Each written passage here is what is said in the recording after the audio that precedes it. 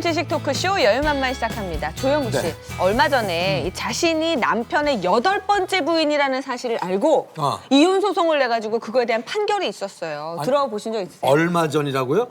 얼마 전 아니 있을 수 있어요 요즘 같은 시대에? 단돈 용돈 10만 원 때문에 이혼을 하겠다 이런 분도 있고요. 10만 원 때문에? 예. 아이고. 강아지를 나보다 더 챙긴다 이래서 또 마음 상한 분들도 그것 계시고. 때문에도 또 이혼해요? 그렇습니다. 이렇게 별별 이혼 사유는 물론이고 이혼 법정에서 벌어지는 다양한 이혼 풍속도까지 오늘 함께 알아보겠습니다. 우리 이혼해요. 이 여자랑 이혼할 거예요. 아니요! 이혼합니다.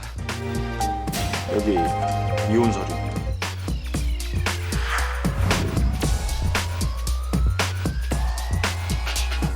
이런 것까지도 예. 이혼하려고 한다 뭐가 있을까? 정말 황당했다 이런 거. 강아지 때문에 이혼한 강아지가 거예요. 왜요? 강아지가요. 신혼여행 가서 갔다 와서 공항에서 빠이빠이 했어요. 남자가 신혼여행 가서 때린 거예요. 아 이 여자랑 같이 살 수 없다. 나는 이렇게 힘들다라는 이야기 속에는 100% 반 이야기가 들어요. 100%.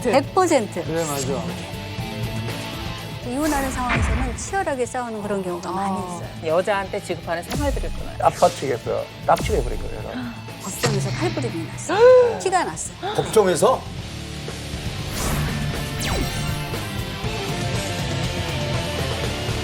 평소에도 이혼 이야기 참 많이 하시는데 오늘은 왜 그렇죠. 준비했다? 신은석 네. 변호사님의 날입니다.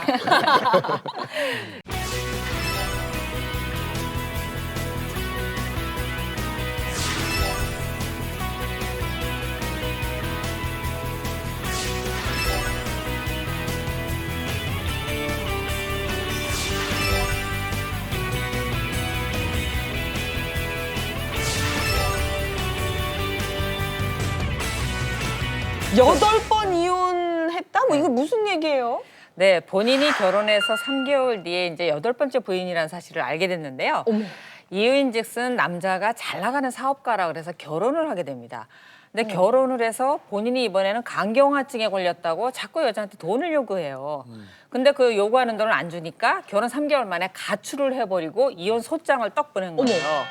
근데 여자가 기가 막혀서 이혼을 하려면 내가 해야지. 그래서 나도 이혼 소송 제기할래 하고 서류를 준비하던 중에 보니까 본인이 8번째 결혼한 여자라는 걸 알게 돼요. 그래서 이 혼인은 무효다. 애초에 이 남자는 나랑 결혼할 생각도 없으면서 가짜로 혼인신고한 거다라고 해서 혼인 무효 소송을 제기를 했어요. 아. 이 남자가 결혼했다, 이혼했다 한 걸 보니까 5번의 이혼과 2번의 혼인 무효 소송이 있었어요. 판결을 받은 적이 있어요.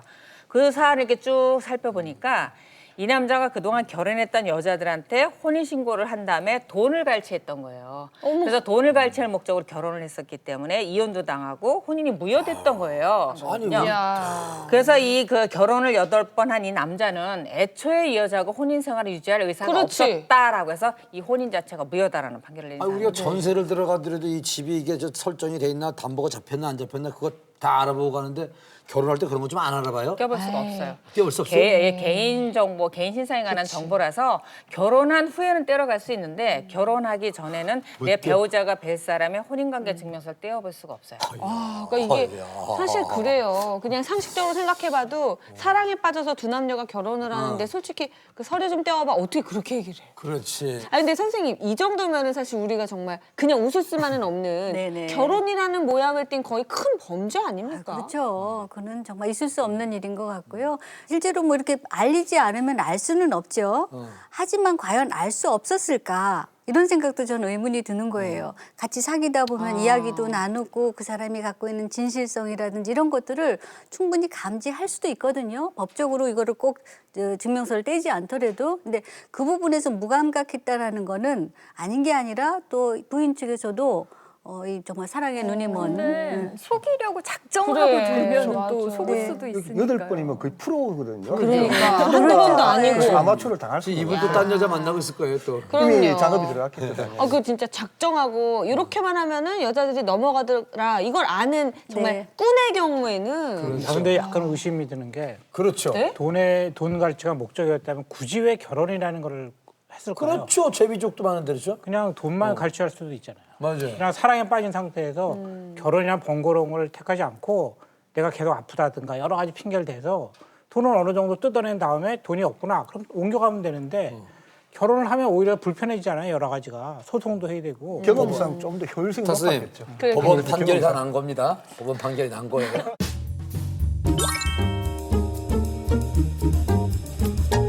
김진희 아나운서, 네. 한 달에 남편 용돈 얼마 주십니까? 요즘 예전처럼 뭐 이렇게 딱 주지 않잖아요. 카드가 있기 이거 때문에. 얼마 용돈 대충? 100만 원 미만인 것 같은데. 너무 많은가? 너무 많은가? 우리 저 남편 얼마 줍니까 용돈? 줘본 적이 없는데요. 줘본 적이 없어요? 대신 저도 달라고 안 해요. 달라고 안 하고 용돈 얼마 받으십니까? 저는 그냥 알아서 쓰고 있어요. 알아서 얼마 정도? 얼마 못 쓰는데. 얼마 못 쓰죠? 자, 여기서 얼마 못 쓰고 지금 용돈 안 주시는 분들 잘 들으셔야 됩니다. 결혼 4년 동안 남편에게 한 달 용돈 10만 원을 준 아내가 이혼을 당한 적이 있었다고 합니다. 이게 10만 원 줬다고 이혼을 당해요? 사실 이 사안 같은 경우는 10만 원보단 금액이 적었어요. 근데 그 이제 결혼하는 내내 남편 쪽에서 이걸 부족하다고 계속해서 얘기를 했는데도 아내가 이제 10만 원 이하로 그 용돈을 주다 보니까 남자가 건설 현장 가서 이제 일용 기구로 일을 하기도 하고 용돈 벌라고? 예.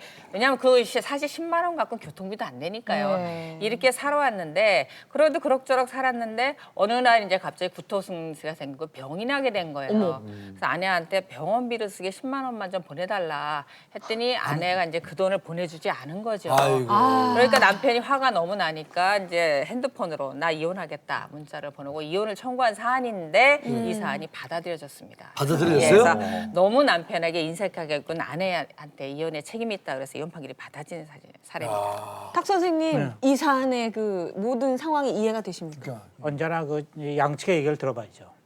그러니까 부인은 왜 10만 원으로 그 용돈을 그 한정했을까? 그렇지. 가정을 일으키기 그거는 위해서. 뭔가 이제 다른 또 이유가 있겠죠. 그러니까 지금 일방적으로 예. 남편이 10만 원만 받았다. 이렇게만 해서는 지금 전체가 파악이 안 되는 것이고 전체 얼마를 벌었는지 한 달에 또 지출이 어느 정도가 됐는지 이런 거에 관해서 뭔가 사실 밝혀져야지 판단할 수 있지 일방적인 얘기죠 지금은. 그 부분에 대해서는 이제 판결문에 이렇게 설치가 되고 구체적인 사례는 있어요. 단순히 이제 10만 원 이하만 줬다고 해서 이혼되는 게 아니라 그 이상을 줄 수 있는 능력이 됐고 남편이 또 벌어다 줬고 그럼에도 이런 부분 때문에 계속해서 갈등이 있어 왔는데 아내가 그 부분에 대해서 전혀 개선할 의지가 없었던 거죠. 그러니까 그러면서 이것이 파탄이 난 거죠. 지금 그런 건 이제 표면적인 문제고 예. 가장 중요한 문제는 무시를 당했다는 거죠. 그렇죠. 그러니까 금액이라는 것을 지금 중요한 게 아니라 부인이 자기를 계속 무시했다는 거예요. 자기가 이제 10만 원으로 부족하다고 얘기했을 때 한 번이라도 받아들여주지 않았다는 거죠. 그러니까 그거를. 이런 거지. 네, 그러니까 됐어, 그러니까 무슨 이런 얘기냐면 이거는 그 10만 원의 문제가 아니라 계속되는 경멸과 무시. 그것에 관해서는 내가 더 이상 참을 수 없다. 근데 그것에 관해서 사유가 경멸과 무시, 또 추상적이잖아요. 그러니까 용돈 10만 원이라는 비인간적인 처우. 이렇게 하면은 확 와닿는 것이니까 이게 이슈가 됐겠죠. 사실 상담 과정에서 그런 일이 많은데 이제 남자들은 주로 이제 이혼 상담하러 오면은 밤 이야기로 와요.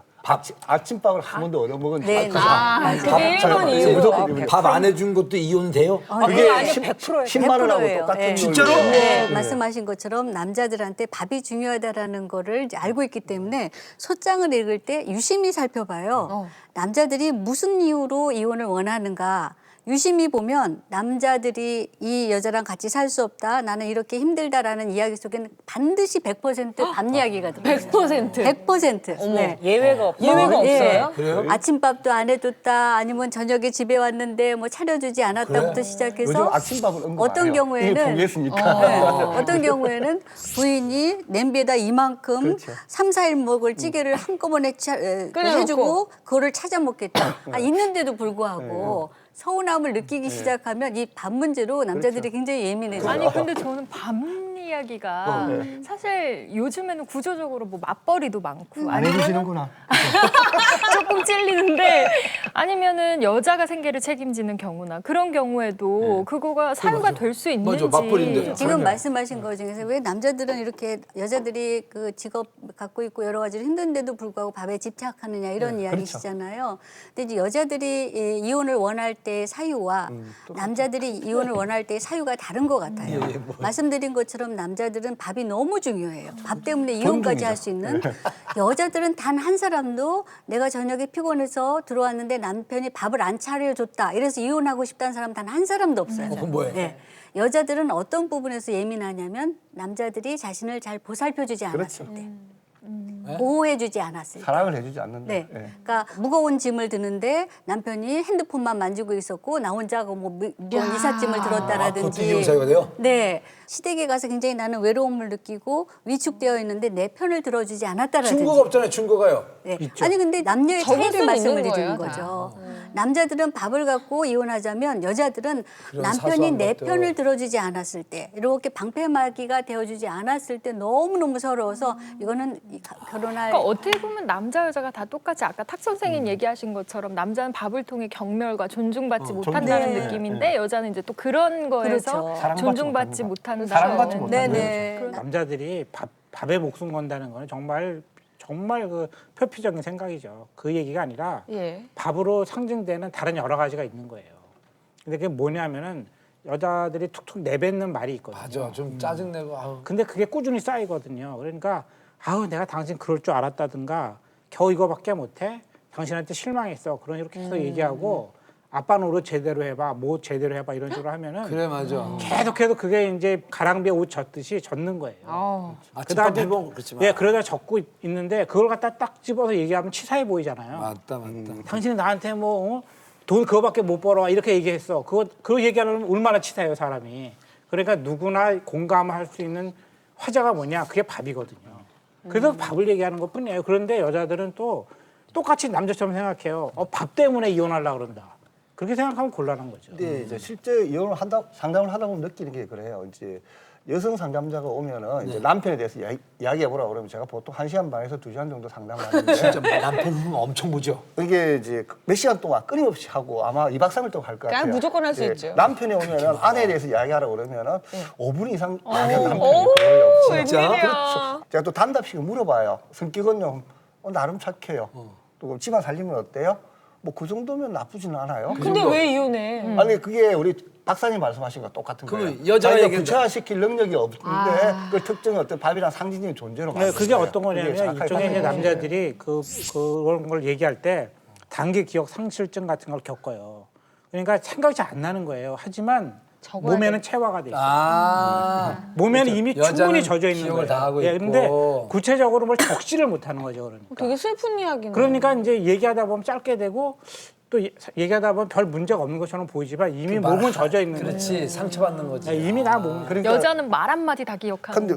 그러니까 말싸움하면 싸움 상대가 안 되는 게 상대가 안 문제죠. 되는 상대 거지. 자체가 안 되는 게 예. 남자와 여자의 차이점이죠. 우리 이병철 선생님께서는 지금 그 이혼 플래너라는 그 예, 예. 어떤 직업을 갖고 있는데 이게 도대체 뭡니까? 아니 선생님 웨딩 플래너는 제가 압니다. 예. 결혼할 때 뭐 수드메 이런 거 해주는 사람인데 예, 예. 이혼도 플래닝이 필요해요? 예, 필요하죠. 이전까지는 이혼은 이제 이혼까지 단계만 있었고 이혼 이후의 단계가 없었어요. 어떤 책도 없고 이론도 없고 연구도 없었거든요. 근데 이제 저는 또 제가 사실은 그 이혼 과정을 경험했고 수많은 사람들을 보면서 이혼 이후가 더 중요하다고 생각을 했던 거죠. 그래서 우리 이혼 플래너가 하는 일은 이제 위기에 있는 부부들 상담을 해서 이게 정말 이혼해야 될 사항인지 아닌지 이제 이거 판단한 다음에 그다음 같은 경우는 이제 이혼해야 될 사항이면은 합리적으로 최소한의 상처를 주면서 이혼할 수 있는 방법. 그러니까 이혼 이후에도 어떻게 살아야 될지. 그럼 선생님께서 그 저기 뭐 상담했던. 상담받은 것 중에 이런 것까지도 예. 이혼하려고 한다 뭐가 있을까요? 정말 황당했다 이런 거. 제가 조금 한참 웃었던 이야기인데 상담하면서 강아지 때문에 이혼한 강아지가 거예요. 왜요? 강아지가요. 이제 신혼부부인데 한 1년 조금 더 됐죠. 근데 이제 결혼을 했으면은 그래도 와이프가 해주는 밥이라도 먹고 남자 입장에서는 또 여기서 오붓한 밥 얘기네, 시간도 또밥 얘기. 보내야 되는데 밥 다시 가잖아요. 강아지 밥은 챙기면서 자기 밥을 안 챙겨줘요. 아, 진짜? 그렇죠. 강아지 옷을 사면서 자기 옷을 안 기승전 밥. 예. 그리고 이제 항상 어디 놀러 갈 때도 강아지가 갈 수 있는 펜션만 하고 그러니까 이제 강아지한테 질투가 난 거죠. 자기보다 강아지 옷을 그러니까 안 내가 얘보다 못하냐, 그렇죠. 걔보다 못하냐. 그거로 이제 많이 싸웠는데 그러다가 같이 어디 이제 놀러 갔다가 몰래 다른 데 입양을 했어요. 네. 남편이 네, 몰래 입양을 하고 잊어버렸다고 이야기했는데 결국 이제 난리가 난 거죠. 찾고 부인이 난리 워낙 나죠. 힘들어가지고 병원에 입원할 정도가 되니까 자신은 어디다가 입양을 보냈다고 이야기를 했어요. 실토를 안 했으면은 괜찮았을 텐데. 괜찮았을 때 실토를 하는 바람에 문제가 좀 된 거죠. 그래서 예. 그래서 이혼이 됐나요? 결국 합의를 했어요. 이게 이제 신뢰를 못 하겠다는 이야기가 그렇죠. 나오죠. 아니, 네, 제가 해본 기생천외한 그 이혼 사유 중에 하나가 신혼여행 가서 갔다 와서 공항에서 빠이빠이 했어요. 둘이 하루도 안 살았어요. 예? 신혼여행 가서 예. 그런 사람 이유가 많아요. 뭐냐면 중매로 결혼했어요. 잘 모르고 2달 만에. 남자가 신혼여행 가서 대변 물을 안 내린 거예요. 한 번은 여자가 참았대. 실수겠지. 2번 안 내리면서 바로 들어와서 기웃해서. 그게 이혼 사유가 돼요? 진짜요. 아니, 자기 아니, 근데 합의를 중매를 해서 중매로 얘기했어요, 했잖아요. 여자가. 중매. 서서까지. 아, 이게 둘이 그 헤어지려고 서로- 합의했으니까. 네, 서로 잘은 모르고 조건 맞춰서 여자가 했는데. 소송을 제기했다니까 남자한테 이혼해달라. 그 사유가 신혼여행 가서 물 안 내린 거. 그럼 그것도 2번 안 위자료 내린 거. 주나요? 아니요. 이자리 없는 걸로 이혼 정리만 했죠. 근데 특이한 게 저기 혼인신고를 하고 갔나 보네요. 그러니까 소송한 거지. 그러니까 혼인신고를 왜 하고 가냐면 지금은 이제 전세 보증금을 대출을 받아야 아이고야. 되잖아요. 미리 혼인신고를 하고 살인사를 들여다놓고 갔죠. 자, 우리 선생님. 어느 정도 죄송합니다. 황당한 사유로 진짜였어요. 네. 이혼. 정말 황당하다라고 느꼈던 사례는 어떤 사례였냐면 남편이 의사였어요. 그래서 부인 쪽에서 그 남편을 위해서 병원을 하나 지어줬어요. 병원이라 그래서 큰 병원이 아니라 개인 그 의원? 의원을 하나 차려줬어요. 근데 그 장인 장모가 돈을 대주니까 와서 인테리어는 이렇게 해라 저렇게 해라 이런 코치가 들어간 거죠. 네. 그렇죠. 남편이 이게 너무 싫었던 거예요. 2달 살다가 나 이러고 못 살겠다 이혼을 청구를 한 거예요. 그러니까 아내 쪽에서는 너무 황당하잖아요. 난 이거 이혼할 수 없다. 우리가 이혼 당할 만한 이유가 없다라는 식으로 해서 소송을 걸었는데 네. 그 기간이 총 5년이 걸렸어요. 2달 바탕이 결혼한 없다는 다음에 이혼하려고 계속 이 법원 왔다 갔다 하는 시간이 5년이 넘게 걸렸는데 이 사이에서 부인은 부인대로 오기가 난 거죠. 그렇죠. 내가 당신이 이혼을 절대 이렇게 안 해준다. 원한다면 절대 못 해준다. 어떤 일이 있어도 내가 그걸 협조 안 해주겠다라는 식으로 해서 버티고 있었던 거고 이제 이 남편은 5년이 지났으니까 이제는 이런 정도면 파탄이 된 거다라는 거를 들어서 다시 이혼을 소송을 했는데 너무너무 우연히도 제가 또 그 이야기를 들었어요. 그 사건을 다시 법원에서 다루는 그 이야기를 또 들었어요. 아마 10년 넘게 그 일 갖고 계속 아직 이혼이 성립 안 된 거예요? 아니, 이혼시켜주지. 신 변호사는 이게 벌써 부부의 신뢰가 깨졌잖아요. 이걸 왜 이렇게 안 시켜줘요? 그렇긴 이걸? 한데 이제 한쪽 배우자가 이혼을 원하고 상대방 배우자가 이혼을 원하지 않을 때는 재판부가 굉장히 신중해요. 그다음에 재판부도 판사님도 인간이란 말이에요. 그럼 남의 가정사에 양쪽이 다 원하는 것도 아니고 한쪽이 원하지 않는데 이 부분에 대해서 강제적으로 이혼을 해라 이런 판결을 내리려면 유책 사유도 굉장히 강력해야 되고 판사님 스스로도 명분이 있어야 되거든요. 근데 원하지 않는 이유가 이 가정을 잘 유지해서 잘해보겠다 이런 게 아니잖아요, 지금. 명분을 내세울 때는 그거는 아니죠. 저는 가정을 지키고 싶어요. 그렇게 얘기하겠죠. 저는 가정 생활하면서 잘못한 것 없었고 이 남자랑 잘 살고 싶어요. 이렇게 표현을 하는 거죠. 그 이제 답변서로 나오면 판사님들은 그것을 근거로 해서 결정을 해야 되기 때문에 힘들죠. 실제적으로 아직까지 우리나라가 유책주의를 그대로 가고 있으니까 파탄주의를 시도하다가 또 대법원에서 또 네. 기각이 됐으니까 제가 현장에서 일한 경험에 의하면은 파탄주의를 어느 정도 인정을 해야 될 것 같아요. 이 경우도 5년 이상 돼서 실제 가정이 파탄된 거거든요. 여기서 둘이 강제로 합친다 해서 행복해질 리는 없고 결혼이라는 게 인간의 행복을 위해서 하는 거잖아요, 그죠? 근데 서로가 서로 불행하게 하고 힘들게 하면은 헤어져 주게 하는 게 맞을 것 같거든요. 그래서 어느 정도는 인정을 해야 될 것 같고 또 저도 상담하면서 이 변호사님 계신데 죄송하지만 가능하면 소송은 못 가게 많이 막거든요. 특히 이혼 소송은 우리나라가 유책주의이기 때문에 더 원수가 돼요. 네, 왜냐하면 상대방의 잘못을 인정해야 되니까 없는 말도 거짓말로 만들어야 되고 소송 전에는 그래도 어느 정도의 어떤 신뢰관계나 감정이 인간적인 거라도 남아있다가 남아있는데. 소송이 지나면서 원수가 돼버리거든요. 이게 이혼하고 나서 애들 문제부터 시작해서 같이 협력해야 될 게 너무 많거든요. 그 문제도 완전히 이제 같이 협력하지 못하고 특히 애들한테 의식화를 시켜요. 뭐 아빠는 나쁜 사람이다. 그러면 예를 들어서 엄마가 애를 키웠으면 너가 아빠가 얼마나 나쁜 사람이냐 이렇게 하다 우리를 보면은 버렸다, 뭐 이렇게. 그러면은 애들은 이미 상처받아 있는데 더 상처를 받으면서 자기 아빠가 그렇게 나쁜 사람이면은 자기는 나쁜 그렇지. 사람의 자식이니까 그렇지. 자존감이 없어지는 거잖아요. 아이고. 그죠?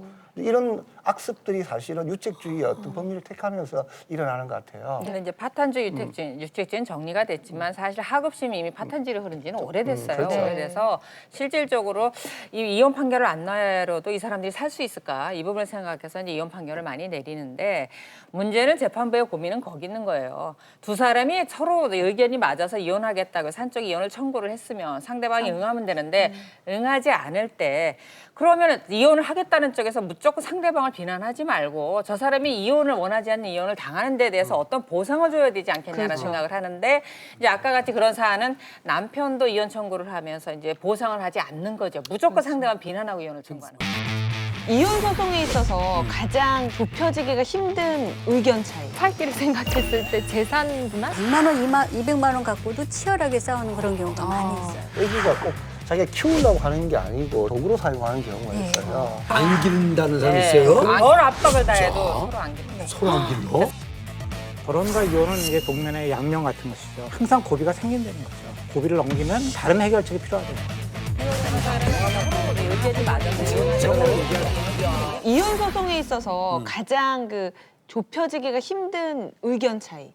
그런 건 어떤 게 있을까요? 우리 김진희 아나운서 어떤 게 있을까요? 제가 생각할 때는 아무래도 앞으로 살 길을 생각했을 때 재산 분할?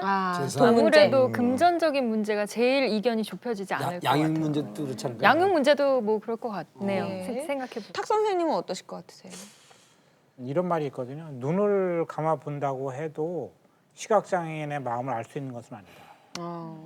그러니까 이게 겪어보지 않은 사람은 그 문제에 관해서 함부로 얘기할 수가 없거든요.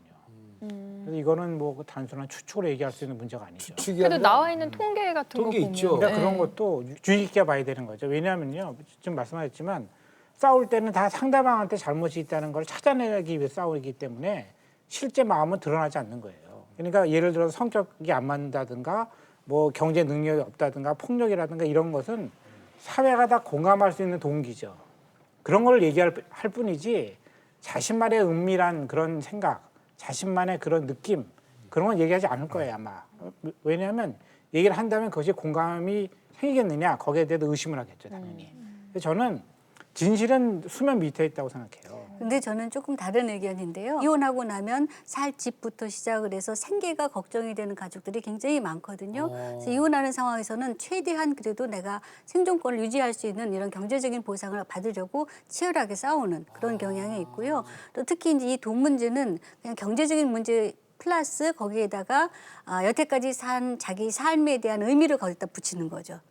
내가 이렇게 했었는데, 그래요? 내가 이렇게 희생했는데, 네. 이 정도는 받아야지 내가 좀 공평하다는 생각이 든다 하면서 정말 100만 원, 200만 원 갖고도 치열하게 싸우는 그런 경우가 많이 있어요. 현장에서 저는 변호를 하잖아요. 그래서 가장 저희가 조절하기 힘들고 간격을 좁힐 수가 없는 게 양육권 문제입니다. 양육권. 네. 이 사실 재산은 계산을 해서 딱 이렇게 파이가 얼마짜리가 나오면 몇 대 몇으로 이렇게 자르면 돼요. 근데 양육권은 재판부도 저희도 이거 네가 길러, 네가 이기를 할 수가 없어요. 그다음에 더 점입각이 또 있는 건 애들한테 뭐 말할 수도 없고. 서로 안 기른다고 하는 거예요. 그러니까. 안 기른다는 사람이 네. 있어요? 안 기른다는 소송은 제가 진짜? 다시는 안 하리 하는 게 서로 안 기른다고 하면 진짜요? 변호사들도 이렇게 재판부 쳐다볼 수가 없어요. 딴 데 이렇게 쳐다보고. 그럼 어떻게 돼? 서로 안 기른다면 이거 이혼이 안 되는 거예요? 이혼은 되는데 서로 안 기른다고 하니까 아이를 누구한테 맡겨야 되냐고요. 그러니까 재판부가 노벌도벌 한다고 그 애들을 시설에 보내리, 입양을 보내리, 어떻게 하겠다는 거냐. 도대체 결정해라. 별 압박을 진짜? 다해도 서로 안 기른다. 서로 안 길러? 그래서 양육권 문제가 그 변호사나 재판부가 가장 조율하기 힘든 문제입니다.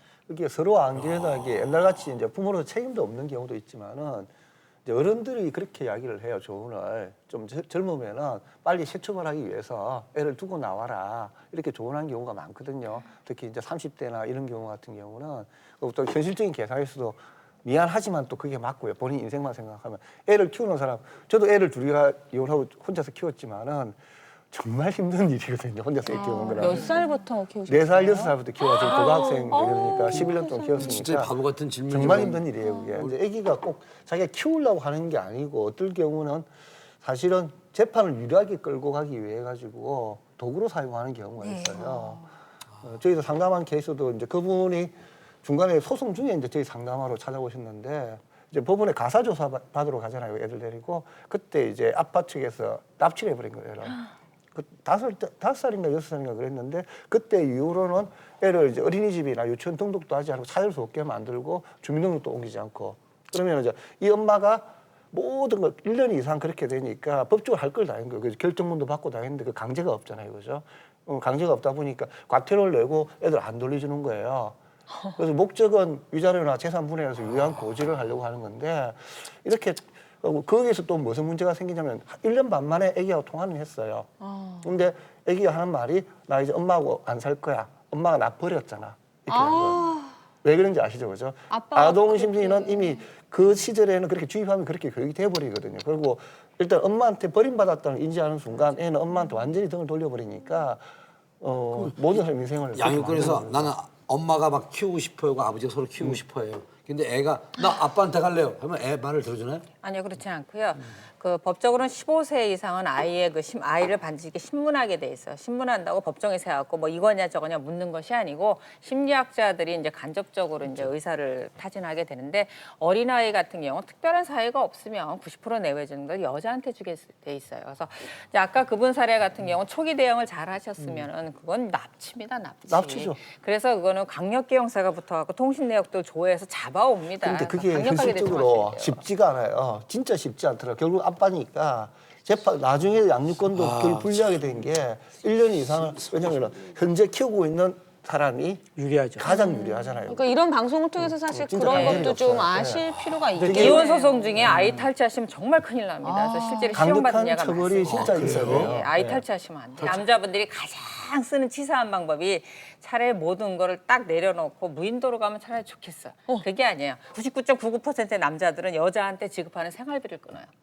가장 비열한 방법입니다. 더군다나 아이들이 외국에 유학 가 있는데 고3인데 대학 들어가야 되는데 생활비 카드를 싹 끊어버려요. 끊어버리고. 그래서 여자가 견디다 못해 이혼 소송을 제기하게끔. 이혼을 안 해주는 대가로. 예. 아유. 그러니까 남자들은 뭐 여자가 생겼거나 이런 이유로 이혼을 하고 싶은데 여자가 안 해주니까 생활비를 끊어버리니까 가장 일반적이에요. 돈이 있는데 그걸 끊어버리면 어떻게 해요? 돈 달라고. 그러니까 여자 견디다 못해 재산분해라도 요구해서 차라리 그거라도. 이렇게 살려고 이혼 청구하게끔 100% 이렇게 끊어버립니다. 그래서 제가 처음에 말씀드린 것처럼 이 양쪽 얘기를 다 들어봐야 돼요. 그렇죠. 그러니까 이게 우리가 그냥 호사가들이 얘기하기를 좋아하잖아요. 그러니까 이런 저런 얘기를 막 하는데 보통 한쪽 얘기를 하는 거예요. 그래서 우리가 생각하면 남자가 무책임하다 그럴 수가 아니야 이렇게 얘기할 수 있지만 또 남자 얘기를 들어보면은 또 다른 의도가 있을 수가 있거든요. 저도 박사님 말에 100% 공감하는 게 저희들은 이제 주로 첫 번째 올 때는 아내가 먼저 오는 경우가 많아요. 70% 가까이가 아내분이신데 이제 아내분 이야기를 처음에 들으면 남편이 차라리 죽일 놈들이에요. 그래서 이제 남편분이 오시면은 남편 얘기 들어봐야 되니까. 오시면 정반대예요. 이제 그게 생기는 이유가 남녀가 완전 내 구조나 어떻게 보면 생물적 종 자체가 다른 종이거든요. 그렇죠. 네. 그렇죠. 똑같은 팩트라고 전혀 다르게 해석하고 다르게 보는 거예요. 그런데 둘 다 거짓말하는 거 아니에요. 그렇죠. 느끼는 게 그렇게 느끼기 때문에 자기 감정으로 그렇게 표현하는 거고. 상담할 때 여자가 울면 또 여자 편 들어요. 또 그 남자는. 아니 근데 제가 그래가지고 제가 바쁘다 보니까 남편을 안 놀아줘서 참 우울해하는 것 같아서 이제 주변 상담하시는 분들 몇 분 소개를 했어요. 거기 가서 이제 직업적인 스트레스 받는 것도 대화 좀 해보고 얘기 좀 해봐라. 그래서 그렇게 보내놓고 저는 바빠서 못 갔어요. 네. 그래서 한참 있다 그분을 딱 만났는데 제가 악녀가 돼 있거든요. 차라리 나쁜 사람 돼 있죠. 정말 악녀가 돼 있던데요. 다 양쪽 얘기 안 들으시는 것 같아요.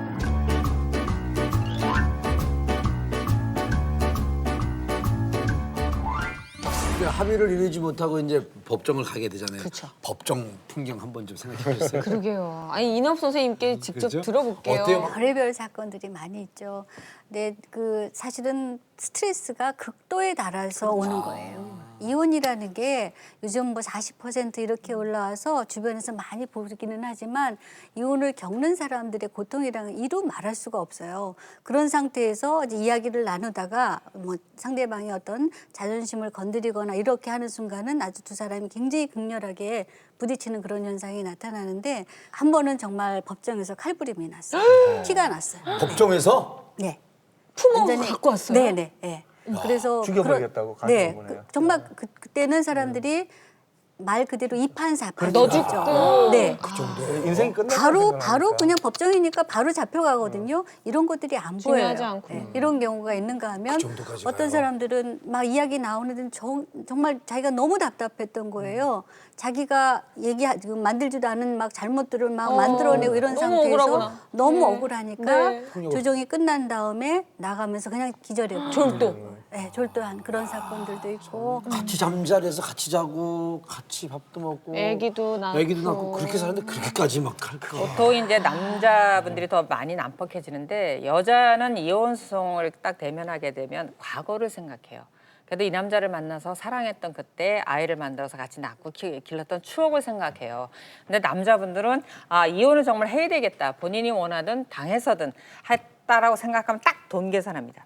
이 남자분들한테는 과거가 없어요. 장래만 생각해요. 그러니까 이런 차이점에서 여자분들이 배신감을 많이 느껴 하고 남자분들 쪽의 입장에서는 이혼을 당하고 돈을 상당 부분 뭐 재산 분할을 주면 미래가 없어진다고 생각하는 거예요. 그러니까 칼을 품고 와서 대부분 다른 사람을 찌르는 것보다 자해하는 경우가 더 많고. 자해를? 네, 그래서 법원에 그 엑스레이 투시기가 있습니다. 저희 변호사들도 그 가방 반드시 투시 받고 들어가야 돼요. 흉기를 흉기까지 당해줄까 봐. 하게. 그렇게 막 극단적인 경우 말고 요즘에는 합리적으로 건전하게 이혼하는 사람도 조용히. 있지 않을까 해서. 네, 네. 그런 경우는 대부분 합의 이혼인가요? 아니요, 이제 뭐 협의 이혼으로 오는 경우는 두 사람이 서로 합의했을 때 이렇게 이혼을 하게 되고 이 협의 이혼을 할 경우에는 문제점이 뭐냐면 반드시 두 사람이 법원에 와야 돼요. 그런데 이게 싫은 사람들이 있어요. 이렇게 될 경우에는 재판 이혼을 할 수밖에 없거든요. 그럼 대리인이 가서 일을 처리할 수 있기 때문에 근데 이 재판 이혼으로 되는 순간은 이미 이제 잘잘못을 따져야 되는 그 메커니즘으로 돌아가는 거예요. 그러면서 아주 정말 정말 너무나 둘 다 힘든 싸움이 시작이 되는 거죠. 어쨌거나 재판상 이혼은 이겨야 되잖아요. 본인이 원하는 게 돈이든 이혼이든 양육권이든. 그러니까 그걸 이기기 위해서 별 치졸한 방법을 다 씁니다. 이제 그 중에서 이제 가장 흔하게 갖고 오는 게 이제 외도한 거와 관련한 그 녹음이나 녹취나 동영상이에요. 근데 요즘 녹음이나 녹취나 동영상이 주로 어디서 나오냐면 블랙박스. 차량용. 예. 그래서 이 바람둥이들은 차에 블랙박스가 없습니다. 아예 없어요. 그래서 이제 블랙박스에서 이게 녹음되고 동영상도 되고 그다음에 어디 갔는지도 다 찍혀요. 이 영상들을 가져오는 경우가 대부분이고 그다음에 핸드폰을 주시해서 이렇게 관찰을 합니다. 근데 대부분 우리가 일하다 보면 핸드폰 이렇게 끼고 이렇게 일할 때 있어요. 이게 볼살이 자동으로 이렇게 녹음 버튼을 누르는 거예요. 네, 그래서 이제 둘이서 대화하는 외도를 하는 상대방하고 녹음 통화한 게 그대로 녹음이 된 걸 상대방이 뒤져서 그건 파일을 몰랐구나. 가져온 거. 예.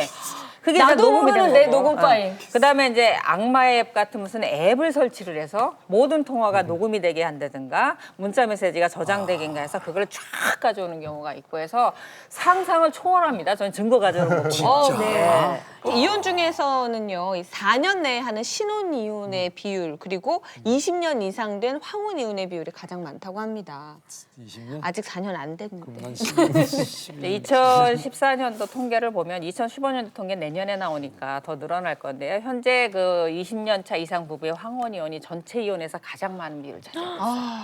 황혼 이혼의 특징은 또 어떤 게 있냐면 부인 측이 이혼을 원해요. 그렇죠. 대부분. 네, 대부분 절대적으로 남편은 안 하려고 해요. 안 하지. 그런데 부인은 이제부터는 본인이 헌신해야 되는 일만 남은 거예요. 그렇죠. 다 집에 보이죠, 있는 그게. 남편인데 네. 밥 해줘야 되고 보살펴줘야 그게 되고 더 이런 많네. 것들. 그러나 이미 부인은 이제 사실은 아이들이 다 자기 편이 되어 있거든요. 이 숙제 없으면 더 편안하게 잘 살 수 있을 거라는 생각이 들고 또 재산 분할 그동안 쌓아놓은 재산이 있는데 재산 분할을 반하면 그거 갖고 또 살 수 있고 이러니까 부인들이 이혼을 원하죠. 그럼 남자들은 절대적으로 이혼 안 된다라고 해서 매달리는데 매달리면서 참 딱한 게 그럼 잘해줘야 되잖아요. 내가 잘할 테니까 우리 한번 다시 또 멋있는 노년을 함께 보냅시다. 이렇게 하면 좋은데 나는 이혼하기 싫다. 그러나 당신은 기본만 해라. 새끼 밥 차려주고 내가 어떻게 할 때 좀 도와주고. 네. 요 의견을 제가 이제 나이가 많으신 분들이니까 조금 더 좀 사고가 경직돼 있으니까 조금이라도 좀 유연하게 만들려고 애를 쓰는데 그거를 못 바꾸세요. 나는 그대로 있겠다. 남성분들이. 그러나 당신은 생각을 바꿔라. 조금만 생각을 바꾸면 우리 같이 살 수 있다. 평생 그렇게 살아오신 거죠. 생각을 바꿔라. 네. 상사님 그래요? 사셨습니다. 근데 우리나라 이혼한 부부가 다시 재혼을 하잖아요. 재혼해서 이혼할 확률이 70%가 넘는데요.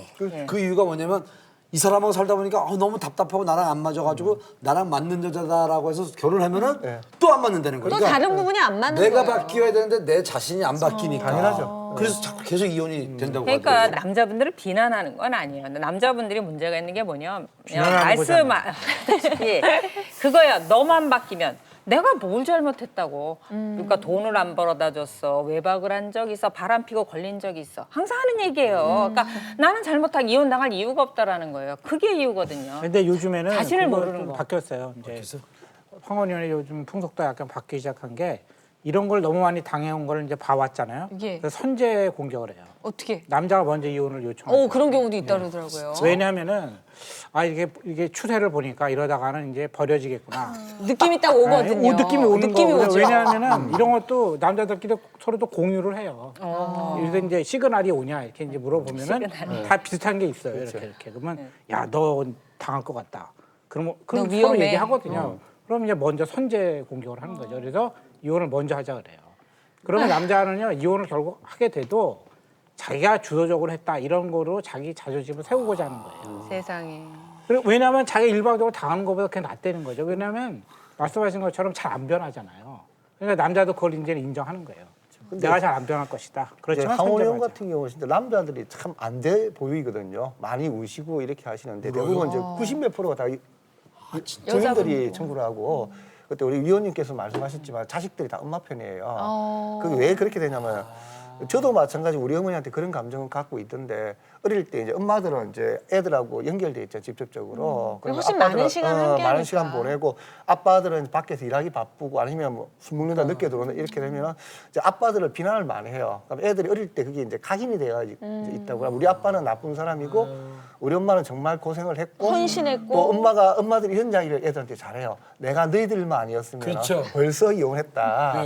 이 이야기를 하니까 엄마들은 우리를 위해서 진짜 평생을 헌신했다는 생각하니까 죄책감을 가지고 있어요. 그러다 보니까 엄마가 이제 참다 자식들 이혼 다 하고 결혼하고 나서 이제 이혼하겠다고 그러면 자식들이 나서 도와주는 경우가 많고 자식도 적극적으로. 네, 자식들이 많아요. 저희들 이제 상담하러 올 때 아주 젊은 친구들은 이제 어른들이 와서 부모님이 와서 상담을 하고 가서 결정을 하면 당사들이 와요 30대.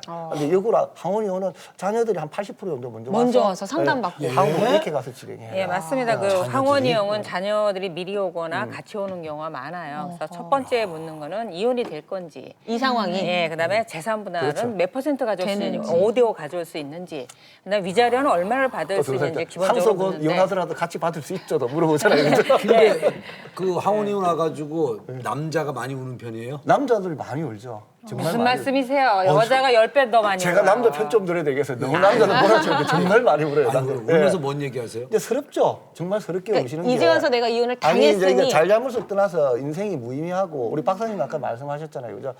자기는 자기 나름대로 나름 열심히 한 거예요. 뭐 바람을 핀 것도 아니고 열심히 일을 하고 자식도 성공적으로 키워냈는데 이제 부인은 이제 뭐 수십 페이지의 어떤 잘못된 걸 적어놨잖아요. 그래서 자기는 잘못된 적어놓은 것도 없고 그러면서 자기 살아온 인생 전체가 무너지는 거죠. 시대가 변해가는데 여자들은 적응력이 빨라요. 그렇죠. 네, 이제 뭐 사회생활을 더 많이 해야 된다라든지 또 이런 뭐 좀 개인의 어떤 권리 이런 것들을 주장하는 부분에 대해서 빨리빨리 받아들이면서 적응을 하는 반면 남자들은 이런 거에 대한 적응력이 좀 떨어지는 것 같아요. 그리고 지금 현재 가부장적인 아버지들 보면 뭐 그러고 싶어서 하겠어요?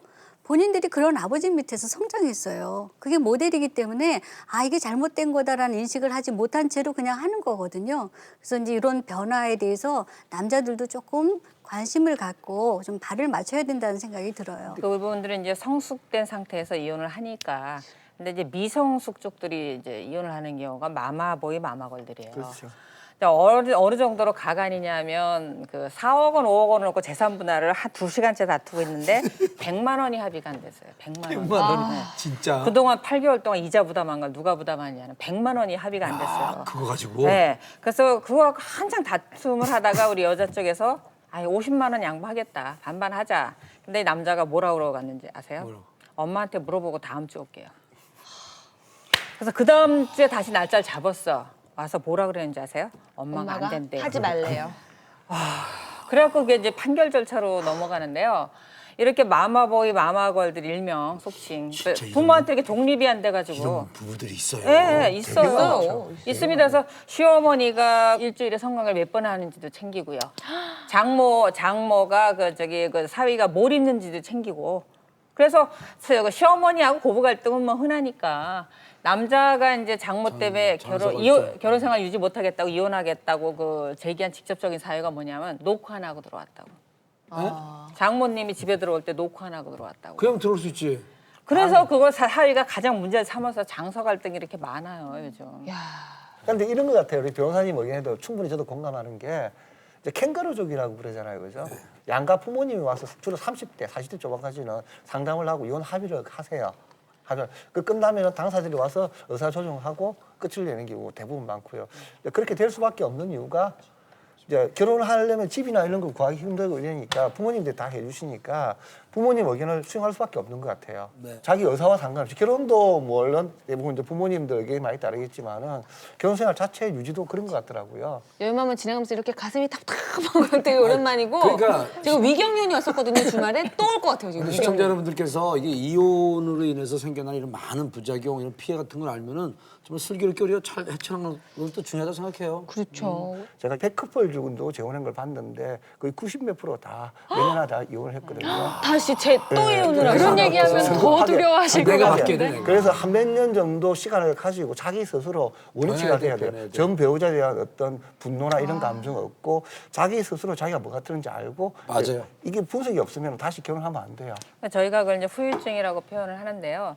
이혼 사건을 마무리하고 저희 변호사들이 참 곤란할 때가 판결문을 이렇게 주면서 축하합니다. 할 수 없잖아요. 예. 참 애매해요. 그래서 이제 판결문 주면서 특히 젊은 친구들한테 제가 한 가지만 당부할게요. 하는 얘기가 있습니다. 내가 이렇게 직업상 겪어보니까 이혼 후유증을 한 2, 3년 정도 겪는 것 같다. 그렇죠. 그러니까 본인은 지금 그 상태에 있기 때문에 본인 후유증을 앓고 있는지를 모른다. 그러니까 새로운 사람을 만나더라도 항상 2년, 3년 뒤에 좀 신중하게 생각해서 재혼을 결정해라 라고 말을 하죠. 그래서 이혼하고 난 다음에 내가 아주 열병을 앓았던 상태거든요. 그래서 바로 정상으로 돌아올 수 없어요. 그래서 어느 정도 정상같이 시간을 두고 보일 뿐이지. 예, 본인이 이렇게 생각할 뿐이지. 뿐이지. 마음만 급할 그렇죠. 뿐이니까 말씀하셨다시피 좀 신중하게 생각해서 왜냐하면 결혼은 했을 때보다 깨졌을 때가 데미지가 훨씬 더 맞아, 크거든요. 맞아. 그래서 신중해야 됩니다. 이혼 과정에 있는 사람들은 정말 이혼하고 싶어해요. 그렇죠. 이혼하기 위해서 막 무슨 일을 하더라도 어떻게 해서든지 이혼을 끝을 내고 싶어 하는데 실제로 이혼을 하고 나면 이 이혼에 대해서 후회하는 사람이 80%예요. 후회래요? 네. 아, 그렇게 하고 싶었는데. 그렇게 하고 싶었는데. 예. 왜냐하면 이혼하고 난 다음에 그 심리적인 상처, 위기 상황이라는 것은 정말 너무너무 힘들어요. 심리학에서 연구를 해보면 2년에서 4년 걸린다 그래요. 빨라야 2년이고 4년 동안을 정말 제정신이 아닌 그 트라우마 상태에서 지내는 거거든요. 그래서 그렇게 그 트라우마를 생각을 한다면 정말 이혼하는 시기 이전에 결혼 생활에 대해서 재고해 보는 것, 그렇죠. 또 더 이전에 불행을 회피하기 위해서가 아니라 행복을 찾기 위해서 또 어떤 노력을 해야 될지 이런 부분들을 우리가 신경을 써야 될 것 같아요. 아니 같이 사는 게 너무 고통스럽고 힘들어서 이 사람하고 떨어지면 정말 행복할 것 같다고 했는데도 후회된단 말이에요? 네. 아주 현실적인 문제에 부딪히고 그 자존감이 얼마나 떨어지는지 몰라요. 정말 대놓고 누구한테 버림받은 거잖아요. 본인 생각하기에 나는 사랑받을 가치가 없다 이런 생각이 드는 거고 실질적으로는 사회 경제적 하락이에요. 아파트 줄여야 되는 거고 당장 생활비를 걱정해야 되는 거고 그다음에 지인들 사회적으로 관련 있었던 사람들한테 이혼녀 이혼남으로서 또 그 색안경 낀 눈으로 보는 것을 견뎌야 되는 거고. 네. 정말 공감하는 게 요즘은 이혼에 대해서 인식이 많이 바뀌었다고 하지만 제 주변에도 사실 있거든요. 근데 제 주변에도 이혼한 친구가 그거를 실패했다고 생각을 그렇죠. 하는 결혼에 거예요. 결혼에 실패한 나는 결혼식 약간 인생이 실패한 루저, 거죠. 난 실패했다 이렇게 생각을 하는 거예요. 그냥 우리가 안 맞아서 그냥 각자 행복을 원해서 이렇게 선택했다고 볼 수 있는데 본인은 그것을 실패했다고 생각하고 굉장한 자격지심을 갖고 있더라고요. 그래서 겉으로는 티를 안 내려고 또 노력을 하는데 그게 순간순간 건드려지면서 무너지는 모습을 아하. 본 적이 있어요. 그래서 그러니까. 네, 참 쉬운 일은 아닌 아니 근데 것 제가 같다는 생각이 이혼 사건을 많이 하는 변호사라도 이렇게 말리고 싶은 사람이 있을 거잖아요. 예. 이혼하고 오겠다고 해도. 어떤 사례마다. 네, 근데 그 중에서 이제 일반적으로 가장 먼저 말리는 게 경제력이 없이 전업주부로 살아온 여성분들이에요. 그러면 이혼한 다음에 뭐 어떤 조건을 하고 싶어 하세요? 이런 얘기를 먼저 안 물어봐요. 이혼한 다음에 뭐 먹고 사실래요? 그냥 뭐 이혼할 때 재산 분할 받고요. 뭐 얼마 받으면 되지 않겠어요? 그렇게 얘기를 해요. 그럼 제가 설명을 해요. 지금 2억짜리 집에 살고 계시잖아요. 5대5 받아갖고 1억씩 나눠간다고 치면 지금 25평 아파트를 12.5평짜리 못 얻어요. 그럼 일단 주거 환경이 확 떨어지죠. 그다음에 둘이 산다고 200만 원 드는 생활비가 혼자 산다고 100만 원으로 떨어지는 거 아니에요. 그렇죠. 80만 원 들어요. 그러니까 매달 지출되는 돈도 힘들고 그다음에 집의 주거 환경도 떨어지고 아이들은 이루 말할 수 없어요. 저는 이제 상담할 때 그런 이야기를 많이 해요. 이제 다들 이제 각자 자기 어떤 감정에 충실해서 분노하고 이제 또 이혼을 결심하고 이럴 때는 오로지 이혼만 목표로 해서 달려가기 때문에 그 분노 에너지 때문에 별 힘든지 몰라요. 그래서 제가 다시 이제 돌아와서 이제 감정을 가라앉히고 물어보는 게 그거예요. 같이 앉아서 계산을 하는 거죠. 이제 행복이라는 건 사실은 좀 더 행복해서 행복할 수도 있고 불행한 게 덜 불행해도 행복할 수가 있거든요. 이혼이라는 건 실제적으로 불행한 결혼 생활을 종말을 구하고 행복한 이혼으로 가야만 되는 거잖아요. 그죠? 그러면 과연 이 결혼 생활을 끝내고 이혼했을 때 행복해지느냐? 아니, 이 불행한 상황이 덜 불행해지느냐? 계산을 해보자고 하는 거거든요. 경제적인 문제부터 시작해갖고 자녀 양육 문제 이런 문제 다 하나하나 시뮬레이션해서 봤을 때 그래도 이혼 통과 나으면 이혼을 하는 거고 아니면은 지금 현재 참을 수 있는 문제인지 아니면 같이 노력할 수 있는 문제인지 노력해서 고칠 수 있는 문제지 같이 그러면 노력해보는 게 덜 힘들 수가 있거든요. 이제 그렇게 가자는 이야기를 하고요. 제가 절대로 이혼하라고 제가 강근을 하는 경우가 있어요. 가능하면은 웬만해서는 말리는데 자식들 위해서 참고 살겠다는 부모님들이 계세요. 자식들 위해서. 내 상황이 너무 지금 처참하고 둘 다 처참하지 않도록 그 가정은 이미 붕괴된 가정이에요. 이미 남들 같이 살면서 집에 들어가면 싸늘한 냉장고 같이 있으면서 자녀를 위해서 이제 무늬만 부부로 살겠다 법적으로 하시는 분들은 제가 무조건 이혼하라고 제가 강요를 해요. 왜 그러냐면은 일반적으로 우리 통계상으로 이혼한 가정의 애들이 문제점이 많다는 거는 맞아요. 통계가 그래 나왔고 제가 알기로도 실제적으로 그래요. 부모가 이혼해서 그런 게 아니에요. 이혼하는 과정에서 생긴 문제들이 몇 년 동안 문제들이 누적이 돼서 문제가 있었기에 이혼을 한 거라는 거죠. 이혼이 발현된 거죠. 발현된 거죠. 그러면은 이 과정 없이 진짜 애들 위해서 이제 모양새 좋게 하려고 그러면 애들 앞에서는 연기를 해야 돼요. 행복한 척. 그럴 자신 없으면 이혼해야 되는 거예요. 이 과정이 애들 더 상처를 주게 만드는 거거든요. 그래서 제가 궁금한 거는 그 이혼하는 과정 굉장히 복잡하잖아요. 지금 막 조정도 거치고 결혼하는 과정은 왜 그런 게 없는지. 이혼이라는 것은 결혼에서 시작되는데 그럼 결혼을 신중하게 해야 되는 거 아니에요? 결혼에 관해서는 아무런 그런 장치도 없잖아요. 지금. 근데 그 이유가 오로지 결혼하는 건 두 사람이 합의를 했다. 그러니까 뭐 아무 상관이 없다. 그렇죠. 근데 사실은 그 내막은 모르는 거 아니에요? 근데 사실 정말 맞는 말씀이세요. 그렇죠. 결혼에 대해서도 신중해야 되고 그다음에 결혼 생활 이후에도 이혼하기 위해서 살면 안 되죠. 그렇죠. 결혼을 잘 유지하기 위한 이런 방법들을 생각해야 되는데 지금 이혼 제도가 지금 복잡하고 힘들게 된 거는 어떤 의미에서 사회적인 발전이에요. 발전이라고요? 10년 전에는 세계에서 가장 쉬운 이혼을 한국에서 할 수 있었어요. 3분 이혼이라고 그랬어요. 진짜요? 둘이 싸우다가 그럼 우리 이혼해. 그래 그럼 가자. 하면은 와서 이혼하겠습니다 하면 도장 칵 찍어주고 이혼이었어요. 너무 이혼이 쉬웠기 때문에 이혼이 너무 증가하는데 이혼한 다음의 상황에서 사회적인 문제, 아이들의 문제 이런 것들이 막 너무 예기치 않게 많아지니까 이런 의미에서 이혼을 조금 더 어렵게 만들어야 되겠다. 신중하게 만들어야 되겠다라는 고민하에 이제 법이 바뀐 거죠. 어려운 측면이 이혼하는 사람들한테 고통도 주지만 또 그 뒷 배경에는 이런 또 긍정적인 어떤 의도들도 있었다라는 거를 아셔야 될 것 같아요. 저는 그거에 궁금한 게 결국 이혼 그 다음의 과정이라는 거는 엄청난 비용이 들잖아요. 여러 가지로.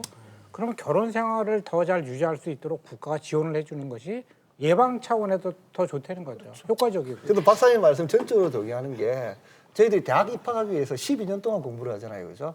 근데 그보다 더 중요한 게 결혼인데 단 하나도 공부 없이 그냥 하거든. 그냥 좋으니까 한다. 조건 많으니까 한다는데 남녀는 완전히 다른 존재인데 자기하고 다르다는 생산조차 못하고 결혼하면 더 나아질 거라 착각들을 해요. 결혼하는 순간 모든 게 달라지는데 그 부분을 지금 많이 하고 있어요.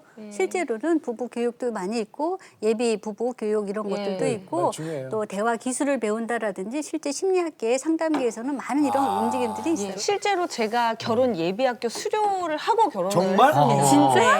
네, 진짜 저는 샷발전. 그 짧은 연애 기간에 저는 같이? 한 달 넘게 6주 과정인가를 네. 해서 7주일 마지막에 이제 언약식 같은 거 하고 울면서 꽃다발 주고 서로 그랬는데 중요한 건요. 그때 교육받을 때는 다 내 얘기가 아닌 거예요.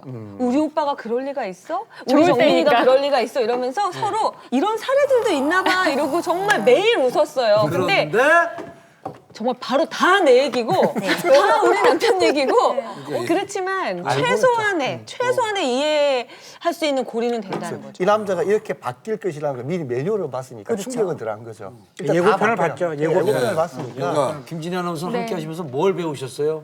제 얘기가 아닌데 마음이 이렇게 그렇죠. 답답하죠. 답답한지 모르겠는데 이혼은 선택이다 이렇게 생각하려고 해도 아직까지도 선입견도 있는 것 같고 또 과정에서 받는 고통도 참 큰 것 같은데 이혼도 우리가 재판에서 꼭 이기고 지는 그런 전쟁이 아니라 오히려 그렇게 건전하게 상식적인 판단으로 잘 이혼할 수 있도록 도와주는 제3자들이 있으면 도움이 될 수도 있겠다. 좋겠다. 오늘 네, 그런 생각도 했습니다. 결혼과 이혼이라는 이런 분기점들이 있잖아요. 그런데 이게 다 고비죠, 하나하나에.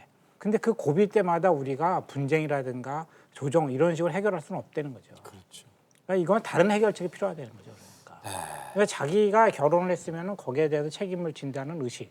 그것이 처음부터 있었어야 되는 거죠. 결혼할 때부터. 근데 우리는 어떠냐면 결혼한 다음에 책임은 다 상대편에 있는 거예요. 자기한테 있지 않고. 그리고 결국은 이제 분쟁으로 가는 거잖아요. 그래서 결혼과 이혼은 이제 동면의 양면 같은 것이죠. 그래서 결혼할 때는 자기가 책임감이 무엇인지에 관해서 분명히 알고 시작해야 된다. 그것이 필요하다. 그리고 고비를 넘기는 그런 어떤 인내 그런 게 필요하다는 것이죠. 자, 지금 방송을 보고 계신 대한민국 뭐 부부들 중에 뭐 행복하게 사시는 분도 있지만 갈등을 겪고 있는 분도 많을 거예요. 하지만 갈등을 자꾸 이렇게 크게 키우려고 하지 말고 한번 잘 이렇게 헤쳐나가는 것도 좋다는 생각을 해보네요. 네, 다른 거 다 잊어버려도 저는 그냥 딱 요거 하나 기억하려고요. 이혼 후에 후회하시는 분들이 80% 정도 되신다는 거. 요거로 마무리하고 싶습니다. 네, 열만만 여기서 인사드릴게요. 고맙습니다. 감사합니다.